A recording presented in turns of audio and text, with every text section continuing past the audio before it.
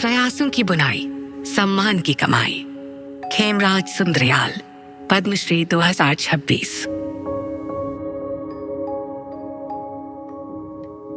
हजारों की उम्मीद और उनकी जीविका के मार्गदर्शक हैं खेमराज सुंदरयाल, जिन्हें सब स्नेहवश गुरुजी कहते हैं।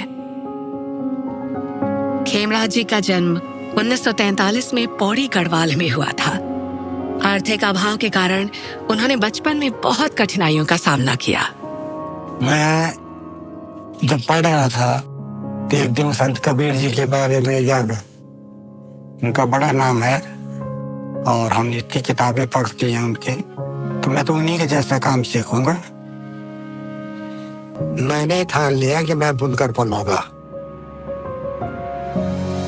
हैंडलूम टेक्नोलॉजी में डिप्लोमा करने के बाद खेमराज सुंदरयाल जी की काम की तलाश ने उन्हें यह बता दिया कि रोजगार के लिए उन्हें दिल्ली जाना ही होगा। लेकिन खेमराज जी के पास पौड़ी से दिल्ली आने तक के पैसे नहीं थे। तभी एक दिन उनके चचेरे भाई को चोट लग गई और उन्हें इलाज के लिए दिल्ली ले जाना पड़ा। उनकी देखभाल के लिए इन्हें भी साथ भेजा गया और यही सफर खेमराज जी को पहली बार दिल्ली ले आया।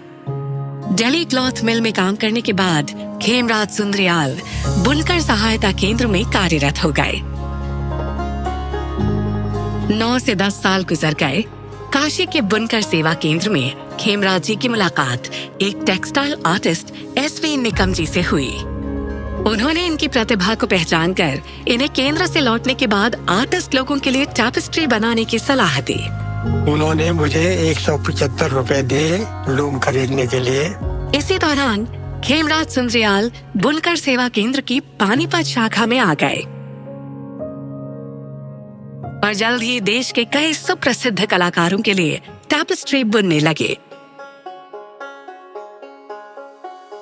जिस लड़के के पास पौड़ी से दिल्ली आने तक के पैसे नहीं थे, उनका काम उन्हें देश विदेश ले गया।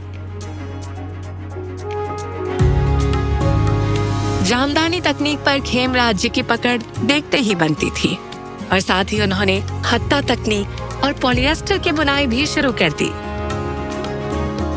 अपनी इसी लगन से उन्होंने पानीपत की दरी और खेस को एक बार फिर से प्रसिद्ध कर दिया। रिटायर होने के बाद खेमराज जी ने विष्णु हैंडलूम कोऑपरेटिव शुरू किया, जिसमें वो अब तक 10,000 से ज्यादा युवाओं को काम सिखा चुके हैं। भारत के कई प्रख्यात संस्थानों के छात्र भी खेमराज जी से बुनाई की कला सीखने आते हैं। इस कला ने मुझे मान, सम्मान और पहचान दिलाई। अब लगता है मैंने इस कला को नहीं, इस कला ने मुझे अपना है। खेमराज सुंदरयाल, पद्मश्री 2026। कोटि कोटि नमस्कार।